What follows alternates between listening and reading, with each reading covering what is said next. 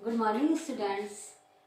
मैं डॉक्टर गीता भैजी महाविद्यालय भैजी से मैं यूट्यूब चैनल पर आपका हार्दिक स्वागत करती हूँ। स्टूडेंट्स, मैं आज इकोनॉमिक्स की क्लास में बीए फर्स्ट ईयर के स्टूडेंट्स को लेकर आई हूँ समाजवादी अर्थव्यवस्था। कल इससे पहले वाले वीडियो में मैंने कल क्लास जो ली थी आपसे, उस वाली वीडियो में मैंने आपको उसमें पढ़ाया था पूंजीवाद क्या होता है, उसकी क्या विशेषताएं होती हैं, कैपिटलिज्म क्या होता है, पूंजीवाद क्या होता है। ओके स्टूडेंट्स, और आज हम पढ़ेंगे समाजवाद।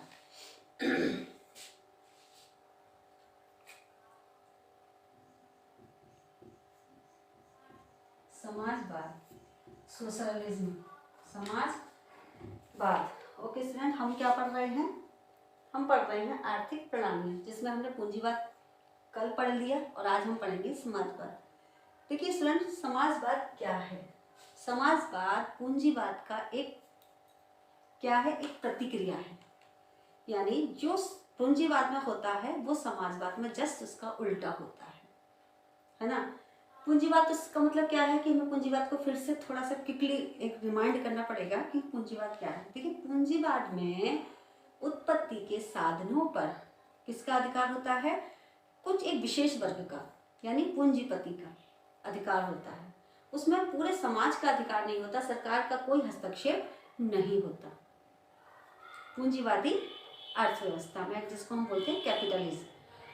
तो देखिए स्टूडेंट, समाज पूंजीवाद की जो प्रतिक्रिया, एक इसकी प्रतिक्रिया है, पूंजीवाद की प्रतिक्रिया ही समाजवाद है। तो सबसे पहले इसका जो विचार दिया था वो थे हमारे अर्थशास्त्री Robert oven. Professor Robert oven, इन्होंने ही सबसे पहले समाजवाद का विचार रखा था, है ना।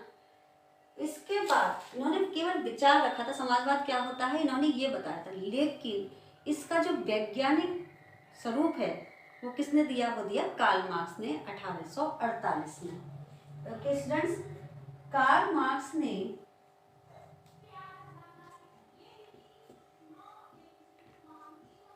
इसका वैज्ञानिक स्वरूप दिया था। वैज्ञानिक स्वरूप दिया था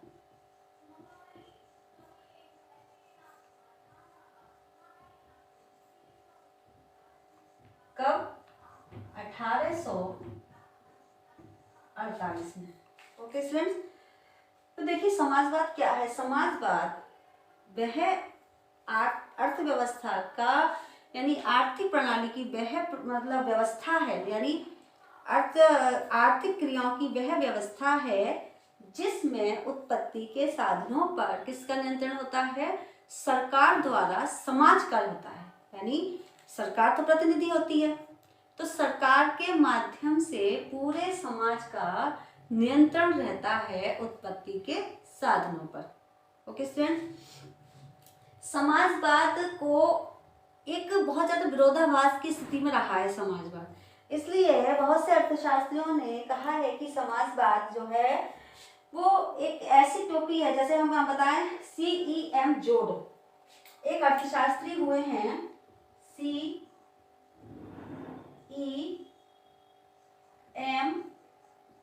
जोड। उन्होंने कहा है कि समाजवाद एक ऐसी टोपी है, समाजवाद एक ऐसी टोपी है, एक ऐसी टोपी है, एक ऐसी टोपी है जिसका स्वरूप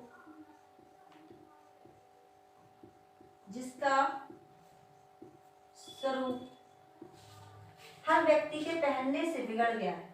हर व्यक्ति के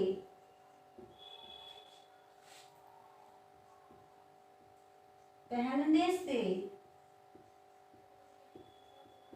बिगड़ गया है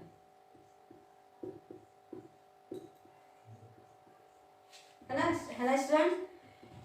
CEM जोड एक ऐसे अर्थशास्त्री हैं जिन्होंने बताया है कि समाजवाद एक ऐसी टोपी है जिसका स्वरूप हर व्यक्ति के पहनने से बिगड़ गया है। हर व्यक्ति के पहनने से मतलब कि अब हम जैसे माने कि हमारे यहाँ समाजवाद और पूंजीवाद दोनों के लक्षण दिखाई देते हैं हमारी भारतीय अर्थव्यवस्था में।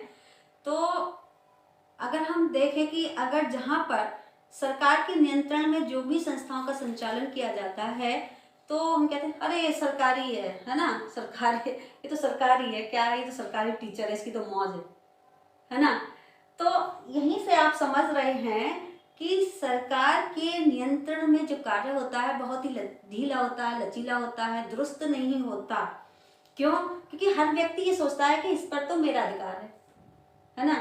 तो इसीलिए इन्होंने एक बहुत ही विरोधाभासात्मक मतलब एक समाज की एक कहना चाहिए कि समाजवाद क्या है, इसको दर्शाने के लिए उन्होंने अपनी भाषा में क्या कहा है कि समाजवाद एक ऐसी टोपी है जिसका स्वरूप हर व्यक्ति के पहनने से बिगड़ गया है। यानी समाजवाद जिस व्यक्ति के ऊपर पहना दो वही क्या है, वो वैसा ही लगने लगता है ना। तो समाजवाद में नीतियां जो होती हैं थोड़ी ढीली होती हैं, क्योंकि हर व्यक्ति को ये लगता है अरे ये तो सरकार का है, ये तो हमारा है, सरकार का है, समाज का है ना। तो समाज का है तो क्या मतलब है, अब मान लो समाज राष्ट्रीय संपत्ति है तो क्या हम उसका नुकसान पहुंचाएं?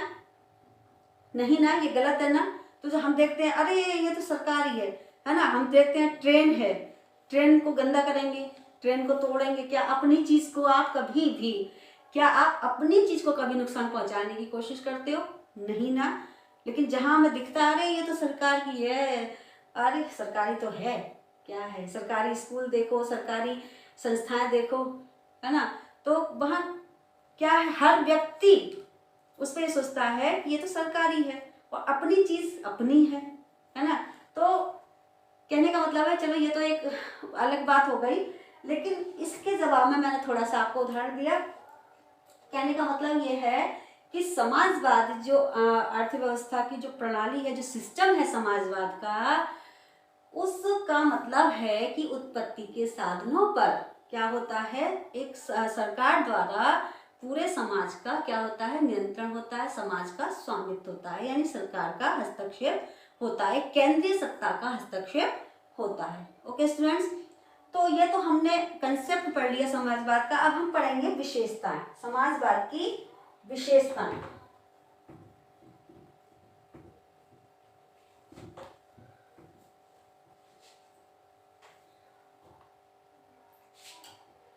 समाजवाद की विशेषताओं में सबसे पहली विशेषता आती है उत्पत्ति के साधनों पर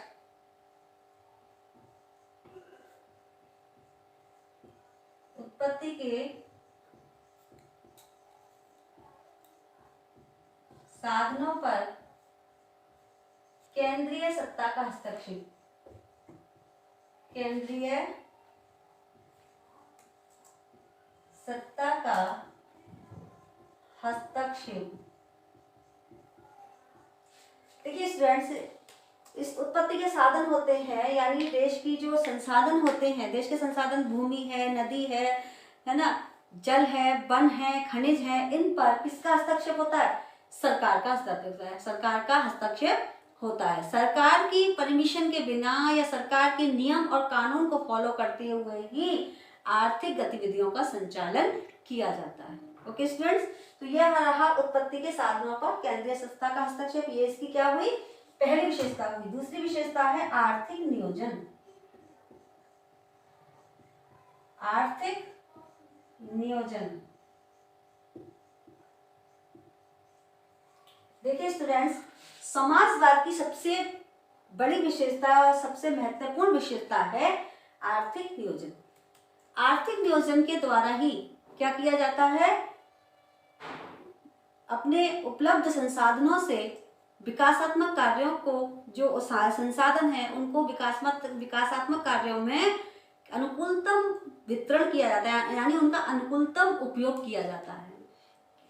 समाजवाद में क्या है कि जो उत्पत्ति के साधन होते हैं वो कैसे होते हैं, वो सीमित होते हैं, और उन सीमित साधनों से अधिकतम लाभ की प्राप्ति कैसे की जाए, इसके लिए एक आर्थिक नियोजन द्वारा ही आर्थिक गतिविधियों को संचालित किया जाता है। ओके स्टूडेंट्स, तो आर्थिक नियोजन, जैसे कि हमारे भारत देश में अब तक आर्थिक नियोजन यानी योजना का कार्य आर्थिक नियोजन कौन कर रहा था? केंद्रीय सत्ता के माध्यम से योजना आयोग। कौन कर रहा था? योजना आयोग। अगर हम अपने भारत देश के संदर्भ में देखें तो योजना आयोग के द्वारा जिसकी स्थापना कब हुई थी? 15 मार्च 1950 को स्थापना हुई थी। और कब तक कार्य किया इसने? 2015 तक। समझ में आ रहा है? यानी जो इसने 2015 तक क्या किया? कार्य किया। अब योजना आयोग का योजना आयोग को किस संस्था में परिवर्तित किया गया है? नीति आयोग में परिवर्तित किया गया है 1 जनवरी 2015 से। अब योजना आयोग ना रहकर वो नीति आयोग बना दिया है। ओके स्टूडेंट्स, तो आर्थिक नियोजन जो क्या है वो समाजवाद की एक महत्वपूर्ण विशेषता होता है। उत्पत्ति के जो साधन होते हैं उनको अधिकतम विकास के कार्यों में किस तरह से लगाया जाए, कितना लगाया जाए कि विकास जो है वो तीव्र गति से हो सके, इसके लिए आर्थिक नियोजन द्वारा निर्णय लिए जाते हैं, उनके द्वारा ही कार्यों का संपादन किया जाता है। ओके स्टूडेंट्स, अगली विशेषता है आर्थिक समानता। आर्थिक समानता। देखिए स्टूडेंट्स, इसमें आर्थिक समानता लाने के लिए भरसक प्रयत्न किया जाता है। ऐसा जैसे आप पूंजीवादी अर्थव्यवस्था में क्या होता था कि 2 वर्ग बन जाते थे।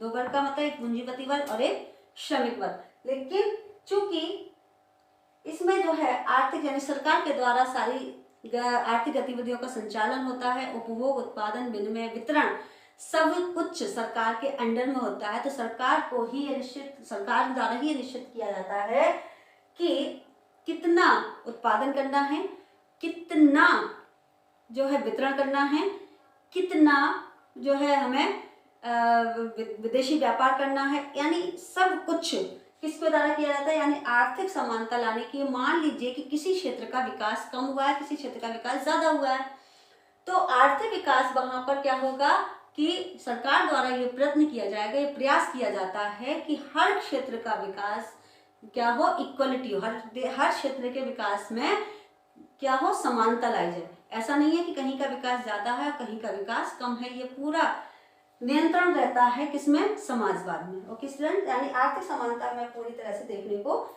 मिलती है। अगला है शोषण का अंत।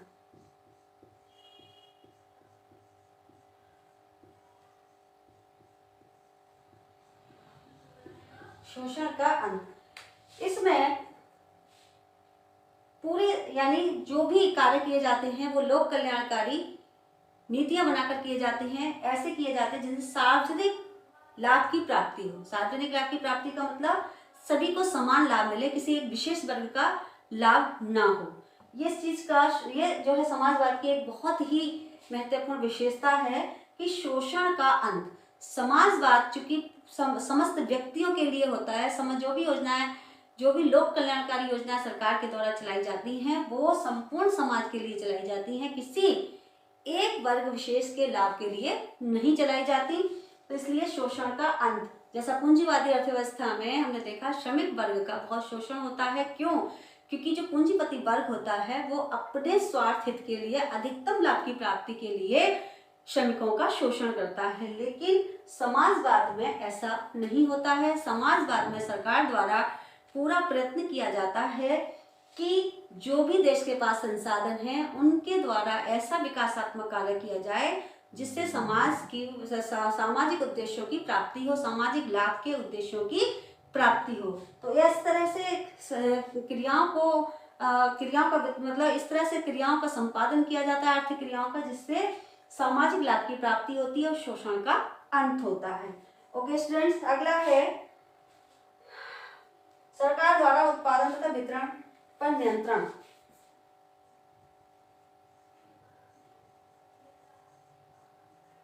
सरकार द्वारा उत्पादन तथा वितरण पर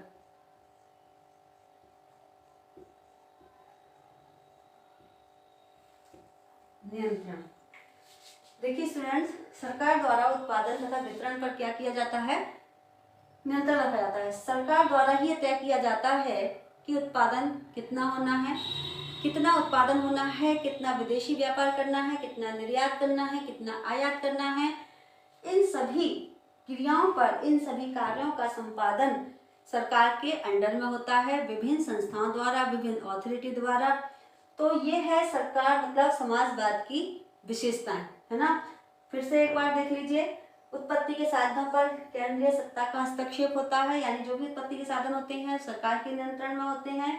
आर्थिक नियोजन, इसकी आर्थिक नियोजन के माध्यम से ही, क्योंकि देश की बहुत सारी जरूरतें होती हैं, उन जरूरतों को एक साथ पूरा नहीं किया जाता, तो प्राथमिकताओं के आधार पर आर्थिक नियोजन के माध्यम से क्या किया जाता है? विकास किया जाता है। और हमारे इंडिया में, अगर हम इंडिया के रेफरेंस में देखें तो योजना आयोग के माध्यम से पंचवर्षीय योजनाओं के द्वारा, यानी पंचवर्षीय योजनाओं का निर्माण करके विभिन्न प्राथमिकताओं के आधार पर संसाधनों का आवंटन करके क्या किया? लक्ष्यों की प्राप्ति की गई है।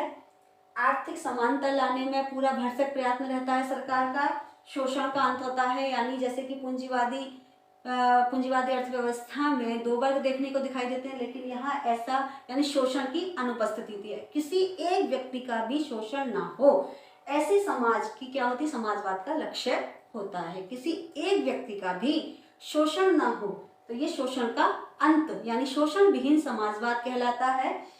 पांचवा है सरकार द्वारा उत्पादन तथा वितरण पर नियंत्रण। सरकार द्वारा ही कीमतों का नियंत्रण किया जाता है। कीमत स्तर क्या होना है, मुद्रा जो है साख मुद्रा कितनी होनी चाहिए मार्केट के अंदर, यानी पूरे मार्केट पर नियंत्रण, पूरी बाजार व्यवस्था पर नियंत्रण, कीमत यंत्र पर नियंत्रण किसका होता है? सरकार का होता है।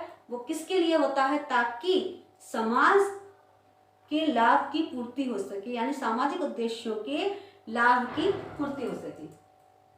तो स्टूडेंट्स, आज की क्लास में इतना ही। हमने समाजवाद क्या है उसकी अवधारणा पढ़ी। सबसे पहले विचार किसने दिया था? रॉबर्ट ओवन ने। वैज्ञानिक रूप किसने प्रस्तुत किया था? 1848 में। किसने किया था? मार्क्सवाद ने किया था। तो इन सब चीज़ों को हमने आज समाजवाद को देखा। अब हम नेक्स्ट कल कक्षा में हम पढ़ेंगे इसके आगे का टॉपिक मिश्रित अर्थव्यवस्था। Okay students, okay, thanks.